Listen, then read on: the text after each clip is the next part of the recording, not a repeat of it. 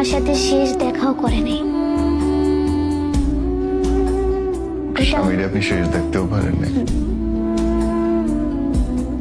মারার পর যে কাটা কাটা দাগ, ওইখানে লবণ আর মরিচ করে সারা শরীরে ডলছে। হ্যাঁ, আমার হাজবেন্ড? হ্যাঁ, আমার হাজবেন্ড। মারছে, কাটছে, যখন ফাটছে ওই ফাটাগুলোর মধ্যে মরিচ আর লবণ দিয়েছে। জি। আপনাকে ভালোবেসে বিয়ে করছিল? হ্যাঁ, আমাকে ভালোবেসে বিয়ে করছিল।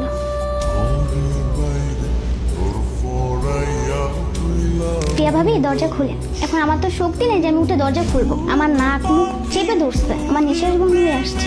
আপনার মায়েরে কাটছে, লবণ দিয়েছে, মরিচ দিয়েছে, সারা জীবন শুনছি কথাটা। আপনার শরীরে সেটা করছে এবং আপনার বাপ মা যখন বাঁচিয়ে দিয়ে আসছে আপনি আপনার বাপ মাকে উল্টা গেলাইছেন। হ্যাঁ, রাতে 1টা বাজে সেই বাড়ির লোকজন আমার মা বাবাকে ডাকে। ওইখানে আমি আমার মা প্লাস বাবাকে অপমান করছি। যেমন হচ্ছে, তোরা কেন আইসস? আমার মাকে বলছি না তোদের বাসায় যাবো না। আমি ঘর থেকে বের হওয়ার সময় আমার আম্মুকে বলছি যে আমি মরে যাব, তোমাদের বাসায় আসবো না। সবার সামনে আমার বাবাকে আমি অপমান করছি, মাকে অপমান করছি। তো আমার আম্মু তখনই বলছিল যে তোমার সংসারটা টিকবে না। মা বলে ফেলছিল। হ্যাঁ, কারণ যে ছেলে তুমি এত কিছু করছো, সে ছেলে তোমার ভালো চাচ্ছে না। লজ্জা লাগে না কথা বলতে যে মারে তুমি অপমান করলা, বাপরা অপমান করলা সবার সামনে? লজ্জা তো অবশ্যই লাগবে না। আমি আব্বু মা দুজনকেই বলি, যা করছি আমি তোমাদের সাথে, তার জন্য আমাকে মাফ করে দিও। জানি না কতটুকু মাফ করবা, তবে মাফ করে দিও, অভিশাপ আর দিও না। ওকে নিয়ে কেউ কথা বললে আমার মেজাজ গরম হয়ে যায়, সেটা ভালো কথা হোক খারাপ হোক। মানে আমার হাজবেন্ডকে নিয়ে কোনো কথা বলা যাবে না। তোমার বিয়ের পরে তোমার স্বামী তোমার সাথে এসেছিল তোমার বাড়িতে? হ্যাঁ, আমার বাড়িতেই। আমাদের অল্প করা চাল ছিল। একবার হচ্ছে 2 টানা বৃষ্টি হয়েছিল, সেদিন হচ্ছে আমাদের ঘরে চাল ছিল না। পাশের ঘরে একটা আপু আমাকে চাল দিচ্ছে, আমি খিচুড়ি রান্না করছি। ওই খায় ও বাড়িতে গেছে। আমি কি খাবো কি পরবো ওর মাথায় ছিল না। ঈদের সময় আমার বিয়ের প্রথম ঈদ, ও আমাকে কিচ্ছু দেয় নাই। বিয়ের পরে সকালার জিনিসটা আমি ভুলে গেছি। একসময় আমি হাসতে সাজুগুজু করতে খুব পছন্দ করতাম, আমাকে প্রচুর মারছে। ঈদের আগে কেন? বাড়িতে যাইতে দিব না তাই। আপনাকেও নিয়ে যাবে না? না, আমাকেও নিবে না। মানে তোমার হাইট কম, এইটা বিয়ের 2 বছর পরে এসে তার মনে হচ্ছে? হ্যাঁ। ইভেন তুমি একবার বাচ্চা কনসিভ করতে গেছিলা? হ্যাঁ, 4 মাসের বেবি ছিল, নষ্ট করে ফেলছে। তোমার প্রতি ওর অভিযোগ ছিল কিছু নিয়ে? কোনো কিছু অভিযোগ নেই। উনি এখন বলে আমি খাটো। যখন সাথে ছিল তুমি যে একটু খাটো, এইটাতে কি তার শারীরিক কোনো অসুবিধা হয়েছে? না। কোনোদিন জিজ্ঞেস করছিল? হ্যাঁ, করছিলাম। কি জিজ্ঞেস করছিল? যে আমাকে নিয়ে তোমার কোনো প্রবলেম আছে থাকতে বা পুষতে? বলে না, তুমি পারফেক্ট আছো আমার জন্য। নিজে মুখে বলেছে? একান্ত সময়ে? হ্যাঁ। তাহলে অসুবিধাটা কই আপু? এখন অসুবিধা কোথায় ও একমাত্র বলতে পারে। আমাকে সব জায়গা থেকে ব্লক করে রাখছে। সত্যি কথার অপরাধে আমাকে ছেড়ে দিবে। সত্যি কথার কি অপরাধ হইলো? তুমি তোমার বিয়ের কথা তোমার শ্বশুরবাড়িতে জানাইছো এবং এটা তো কাবিন করে বিয়ে। হ্যাঁ। আপনাকে রেখে বিদেশ চলে গেল। তার মানে যাওয়ার দিনও বলে যায়নি তোমারে? জানতা না যে স্বামী চলে যাচ্ছে? না। বোন, তোমার তো বয়সে হইলো 18 হইলো এবার, রাইট? জি। এর মধ্যে তুমি বিয়ে করলা, সংসার করলা, আবার জামাই তোমাকে রেখে বিদেশেও চলে গেল। তোমার বিরুদ্ধে অভিযোগ কি ওর? আমার প্রতি তার কোনো অভিযোগ ছিল না, বা আমারও কোনো অভিযোগ ছিল না। আমাদের শুরুটা হচ্ছে একটা রেস্টুরেন্টের মাধ্যমে শুরু হয়। ওইখানেই আমাদের পরিচয় হয়। 1 বছর 2 বছর সম্পর্কে যাই। তো ও আমার 2 বাসায় বছরের আসে। সম্পর্ক ছিল? হ্যাঁ, হ্যাঁ, রেগুলার দেখা সাক্ষাৎ, কথা বলা, কথাবার্তা, Okay. কোথাও ঘুরতে যাওয়া, আমার বাসায় আসতো। হ্যাঁ তো একদিন হুট করে বললো যে বিয়ে করবে। হ্যাঁ তো আমি বললাম বিয়ে, আমি ওনাকে বলছিলাম বিয়ের কথা, হ্যাঁ, যে এভাবে আবার কিভাবে আমরা বিয়ে করি। ওকে। তো বলতেছে তুমি কাজ করো, হবে না। মানে আমি হচ্ছে মিডিয়ায় কাজ করতাম। আচ্ছা, তুমি ক্যামেরার সামনে কাজ করতে? হ্যাঁ, ক্যামেরার সামনে কাজ করতাম। তো উনি হচ্ছে হবে না। তো ওনার জন্য আমি সব ছেড়ে দিয়েছি, কাজ করা ছেড়ে দিয়েছি। পরে বলতে চাচ্ছে ঠিক আছে। আমার মা বাবাকে রাজি করালো। আমার মা বলছে যে না, গার্জিয়ান ছাড়া আমরা বিয়ে দিব না। ওকে। উনি হচ্ছে গার্জিয়ান আনবে না।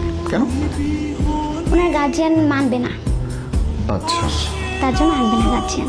তো আমার আমার মা বাবা তাকে বললো যে গার্জিয়ান ছাড়া বিয়ে দিব না, এমন এমন বাড়িতে পাঠিয়ে দিচ্ছে। বলছে যে তুমি বাড়িতে যাও, তোমার মা বাবার আইডি কার্ড এইসব ফটোকপি নিয়ে আসো।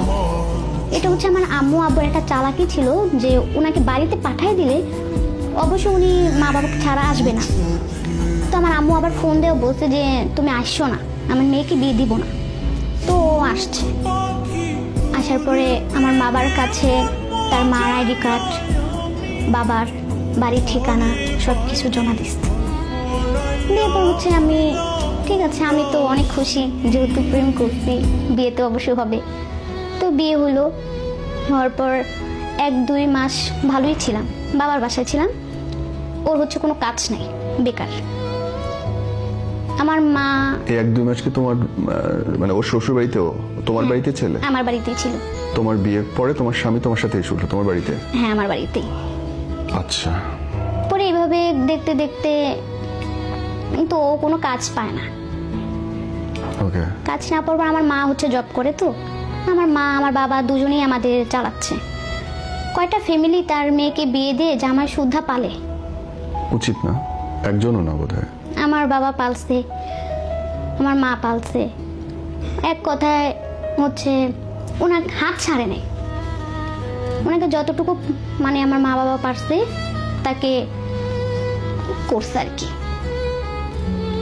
হুট করে হচ্ছে আমাদের আম্মুর মধ্যে আমার একটু ঝামেলা, মানে আমি ঝামেলা বলতে ওকে নিয়ে কেউ কথা বললে আমার মেজাজ গরম হয়ে যায়। সেটা ভালো কথা হোক খারাপ হোক, মানে আমার হাজবেন্ডকে নিয়ে কোনো কথা বলা যাবে না।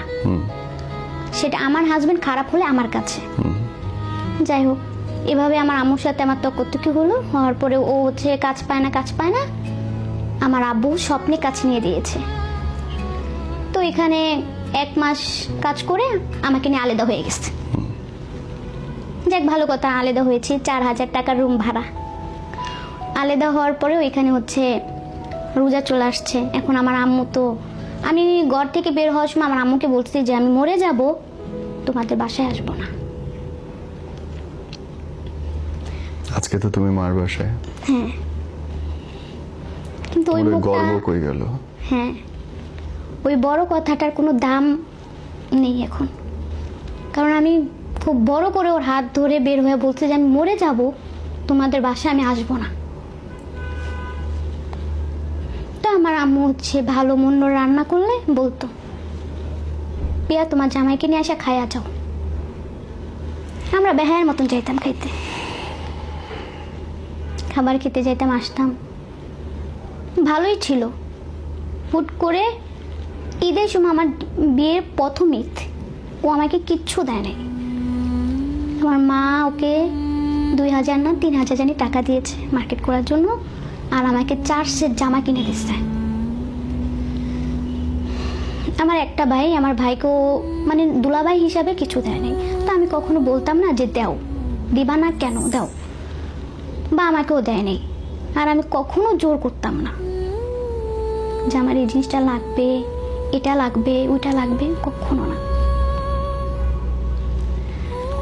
পরে একদিন বলতেছে যে বাড়িতে যাবে। আমি বলছি ঈদের দিন বাড়িতে যাওয়া লাগবে না, প্রথম ঈদ আমার সাথে কাটাও। ও হচ্ছে 27-28 হবে, আমাকে প্রচুর মারছে ঈদের আগে। কেন?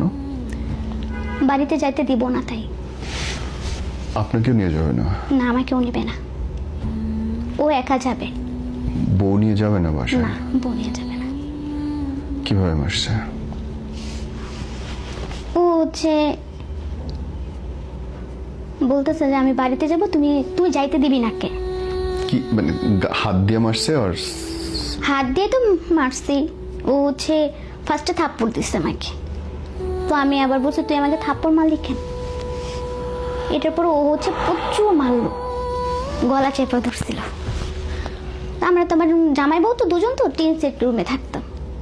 পাশের ঘরের আপু মানে ভাবি এসে বলতেছে, পিয়া পিয়া ভাবি দরজা খুলেন। এখন আমার তো শক্তি নেই যে আমি উঠে দরজা খুলবো। আমার নাক মুখ চেপে ধরছে, আমার নিঃশ্বাস বন্ধ হয়ে আসছে।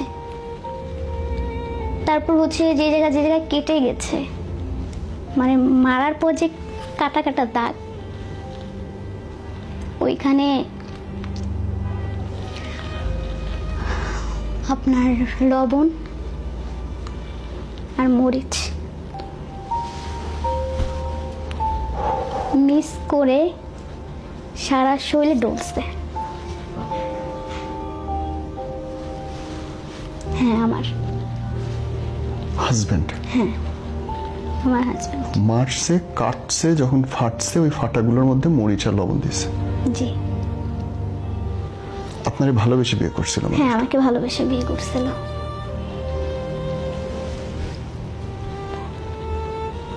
পরে রাতের 1টা বাজে সেই বাড়ির লোকজন আমার মা বাবাকে ডাকে, মানে বিচার বসায়, তো বিচার বসায়। ওইখানে আমি আমার মা প্লাস বাবাকে অপমান করছি। যেমন হচ্ছে, তোরা কেন আইসস আমার মাকে, তোরা কেন আসছস, বলছি না তোদের বাসায় যাব না। আপনি পাগল, পাগল আপনি। আপনার মায়েরে কাটছে, লবণ দিছে, মরিচ দিছে, সারা জীবন শুনছি কথাটা। আপনার শরীরে সেটা করছে এবং আপনার বাপ মা যখন বাঁচাতে আসছে আপনি আপনার বাপ মায়ের উল্টা গেলাইছেন। যে আমার বাসায় কেন আসছস, তোদের আইতে বলছি। যাক, ওইখানে আমার অনেকে ছিল, মানে স্থানীয় যারা যারা লোক, সবার সামনে আমার বাবাকে আমি অপমান করছি, মাকে অপমান করছি। তো আমার আম্মু তখনই বলছিল যে তোমার সংসারটা টিকবে না। মা বলে ফেলছিল। কারণ যে ছেলে তুমি এত কিছু করছো, সে ছেলে তোমার ভালো চাচ্ছে না। তো আম্মু আব্বু চলে গেছে, ও হচ্ছে কাজ ছেড়ে দিছে। এখন ঘর ভাড়া দিবে কি, কাজ ছেড়ে দিলে। আমিও কিছু কিছু টাকা দিতাম, আমি হচ্ছে লাইভ ভিডিও করতাম, ওইখান থেকে কিছু টাকা পাইতাম, ওই টাকা দিয়ে ওকে চলাইতাম। কখনো নিজের সকাল, মানে বিয়ের পরে সকালার জিনিসটা আমি ভুলে গেছি। একসময় আমি হাসতে, সাজুগুজু করতে খুব পছন্দ করতাম। জিনিসগুলি মানে ভুলে গেছি যে সাজ জিনিসটা কি। কিছু আয়না দিতে বললে বলতো এখন নাই, টাকা নেই, পারবো না। জোর ছিল না আমার। ঠিক আছে, যখন হয় তখন দিও। পরে আবার বেকার, ঘর ছাইরা দিছে, সেই আমার মার বাসায়। কোথায় রাখবে আমাকে? আমার মার বাসায়। বিদেশ যাবে, আমি ওর পায়ে ধরছি যে তুমি বিদেশ যাইও না, আমাকে মারো কাটো যাই করো, বিদেশ যাইও না।